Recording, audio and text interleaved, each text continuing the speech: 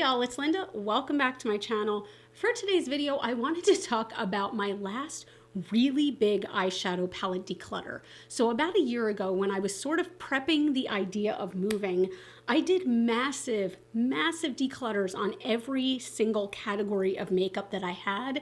And I did my biggest ever declutter on eyeshadow palettes. I'll go ahead and link the video up here so you can see it. But I wanted to take a look back at that video because I saw that my friend Kelly, who is K Bella Beauty here on YouTube, did a video talking about palettes that she's decluttered and does she regret decluttering them. So here's the quick thing. I do want to talk about the word regret and what it means to me.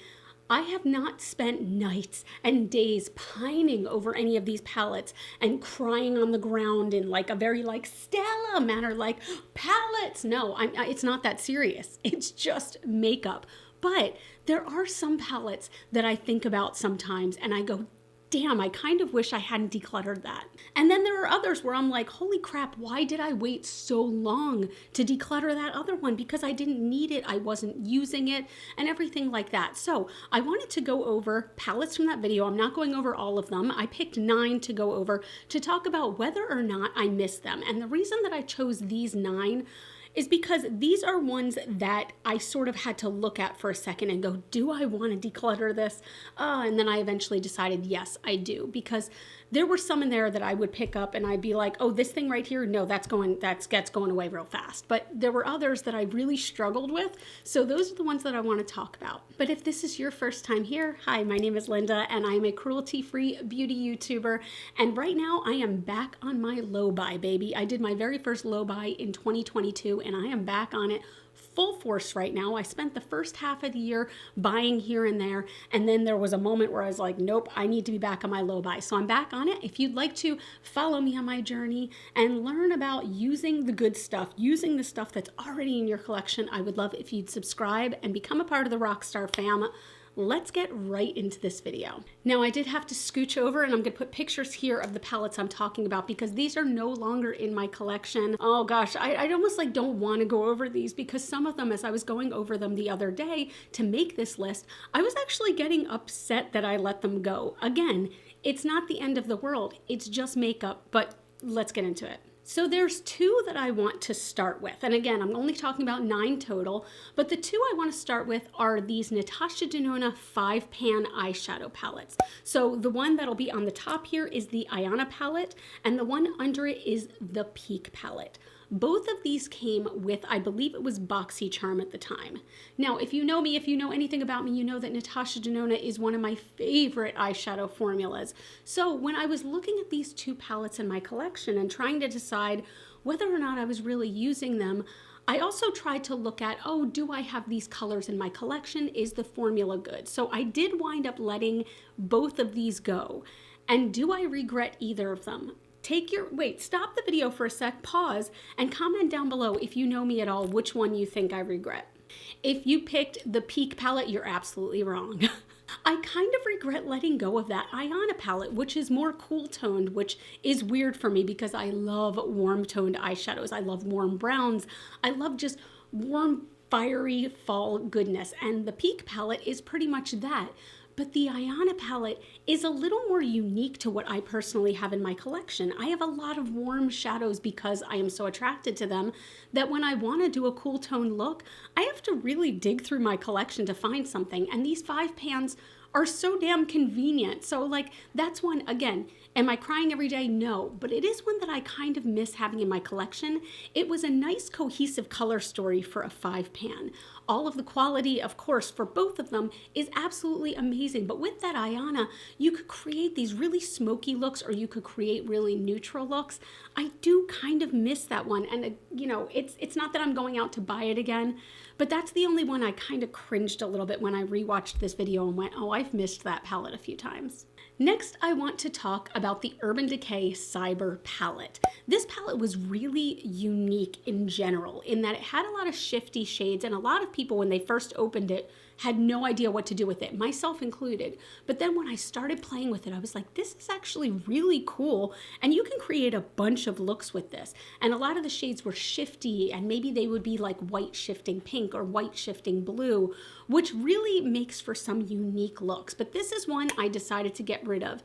And do I regret it? I don't. I really don't regret this one, like giving it away to a friend. First of all, because the friend I gave it to really enjoys it. But second of all, I don't know, for me and my collection, if I want white shifting to a different color, colors, then I have better quality things in my collection. I do still enjoy Urban Decay. I really, really do.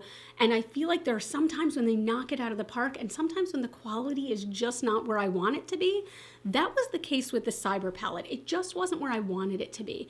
Was it fun to play with? It was. It was, because I feel like it definitely pushed me out of my comfort zone, but it's not one that I miss having in my collection. Now let's talk about the Melt Muerte palette. Let me just tell you the story about decluttering this. So I did not declutter this in last year's declutter. I decluttered this a long time ago. Do I miss having this one in my collection?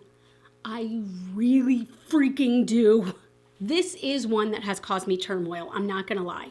When I got rid of this palette, the reason I got rid of it, I actually did sell it. It's something I bought with my own money and then sold, is because at the time I needed a couple extra bucks. I was going on vacation and I wanted to have a little cushion and I needed some extra money. And to be honest, this is before the palette was re-released or, where they found boxes of it, wherever it might have been. This is when the frenzy for it was so desperate and people were calling this like the one that got away. This was their unicorn. And I knew it was just going to make somebody so happy. And I'm going to be completely honest in that it was going to make me some money because I really could have used it at that time. So I sold it. And literally, as I was packaging it up to ship to its new owner, I was sad about it. I was sad about it. And then when it was re-released the first time, I was like, oh my God, I really, really, really want it. And literally, I was going to go buy it and it sold out. And I was so sad. And now it's back on sale again. And I really freaking want it. But to be honest, right now, I'm at a point again where like I'm kind of trying to be careful, not just on my low buy, but with saving money. So I don't know. I mean, maybe if this video gets 10,000 views, I'll get enough where I feel comfortable buying that palette for myself. But at the same time, like I am on my low buy. I know I don't need any more makeup, but this palette was something extremely unique to my collection. And I love Melt Cosmetics. I absolutely do. So this one hurts a bit. I'm not gonna lie, this one hurts a bit. This is the only one in the entire collection. There are others that I absolutely like, I'm kind of bummed about like letting go out of my collection. This is the only one that I've actually really struggled with. God, that sounds cheesy. So what do you think? Should I get it again? Should I get it again before it's gone forever? I mean, it might keep coming back. Who knows? Let me know in the comments down below. Do you guys think I should get it again? I really miss it. Here's another one that I struggled with in my last declutter. So this is the TARDIS Pro Remix palette. And it was these really bright, vibrant, like jewel tone shades. A lot of them were really shifty colors. They were really sparkly. The quality was amazing. It was one that I never heard people really talk about. And yes, it was a little bit bigger, but at the same time, like it had such a good color story to it and it had such a variety. So I did let this one go. And do I miss it? I actually don't really miss having it in my collection, which surprises me. It really surprises me, to be honest, because it was so cool to use and I used it like fairly often. There were not enough mattes in it for my taste, but at the same time, I really did use that palette. I really did. So I don't know. I think I just let it go because I was like, this is just so huge and I have shades that I like better where the quality is a little bit better.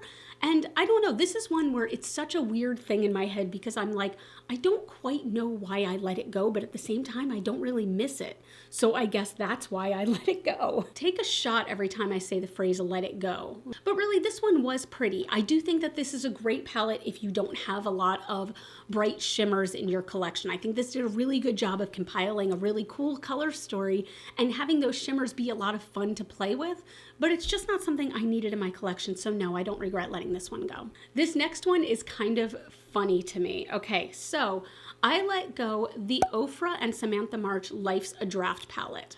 and it's got lots of purples in it, but it also has like highlighter, and it's a really freaking pretty palette. But at the time, I don't know why I let it go exactly. I think it was just, I was like, okay, well, you know, this is one that a friend would definitely like more. And they did, you know what I mean? They did, and that's really cool. But I have to admit, about like a week or two after decluttering this, I really wanted some purples for a look, and not like bright, vibrant grape purples. I wanted like dusty purples. And I was literally looking through my collection going, God, I don't really have anything like that. And then literally in my head, I was like, it's because you decluttered the freaking Life's a Draft palette. And it was so funny to me that I had just let it go. And I kind of kicked myself like, dude, like you don't have anything like that in your collection. Why would you declutter that? But then when I went on the Creators and Friends trip in Charleston in April or May, was it May this year? We each got like a goodie bag from all of the sponsors of the trip. And one of the sponsors was Ofra, and the palette was back in the bag. I am so happy to have it back in my collection, y'all. I really am, because I love these dusty mauvey purples, and like I didn't realize how unique this was to my collection until it was gone. And I'm really, this is the only one, spoiler alert, that's back in my collection as of right now, but I'm really happy to have it back in my collection. And I love these highlighters. I love this blush. So this blush is called, is this Key? No, this is Six. Six is the blush, and I love it. It's so pretty. I'm so happy to have this back.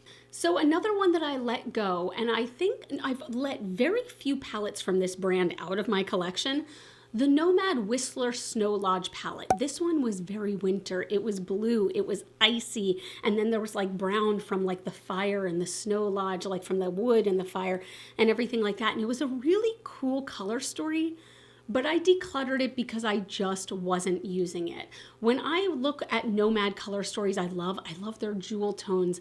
I love their really, really bright neons. But this one, as much as I enjoyed playing with it, it just didn't speak to me as much. It said nothing about the quality. The quality was very good, but the color story just didn't speak to me as much as I wanted it to. So, I mean, spoiler alert right there. Is this one that I regret letting go out of my collection? It's not.